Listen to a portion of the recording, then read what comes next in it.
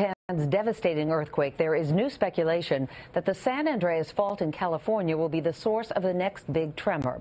Best-selling author Simon Winchester writes about that strong possibility in this week's Newsweek magazine. Good morning to you, Simon. Good morning, Meredith. The magazine actually refers to it as the scariest earthquake yet to come along the San Andreas Fault in California. The last time that fault ruptured was in 1906, when an earthquake and subsequent fires devastated San Francisco.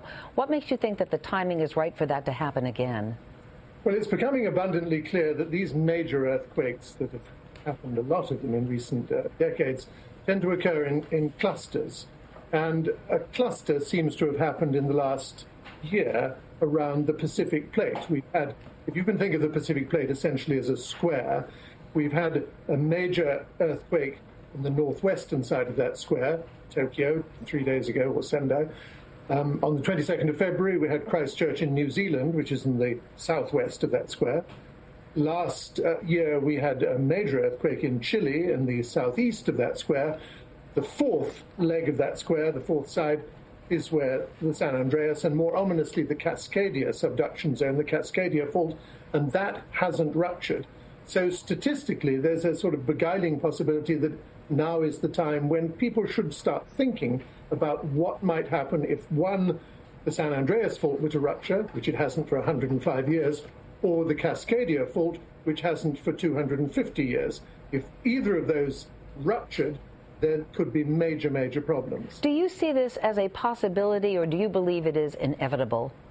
Oh, it is inevitable. I mean, the question that troubles everyone is precisely when.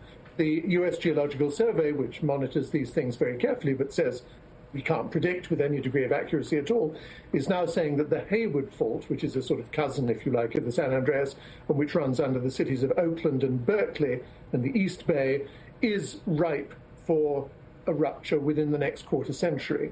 The San Andreas fault, no one's entirely sure. The Cascadia subduction zone, which most people won't have heard about, if that were to rupture, and it would cause not just terrifying problems on land, but it would also generate a tsunami, and that's a big, big problem. If the San Andreas fault were to rupture, that would not then trigger a tsunami?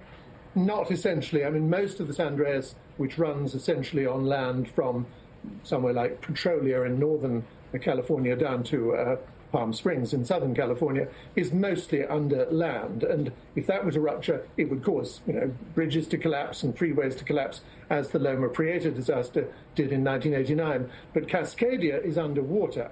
And if that were to rupture, then the real danger would be tsunamis. And California and Oregon and Washington haven't really experienced tsunamis since 1964. If we can't predict exactly when it can happen, how do we prepare for it? Well, that is the big problem for a tsunami. Of course, there are evacuation routes, and you see the blue and white signs all over California. But are people psychologically prepared? Are they indeed prepared for a disruption on the San Andreas fault? I think generally not. They're better than they were 5 years ago, when we had the anniversary of the San Francisco earthquake, which was in 2006. People suddenly got back into the thought that, my God, this could happen.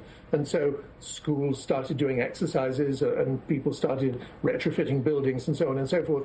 But it's taken 22 years, for instance, since the Loma Prieta quake of 1989, and still the Bay Bridge, one of the major arteries from the East Bay across to San Francisco, it's still not finished. So California really isn't taking this seriously enough.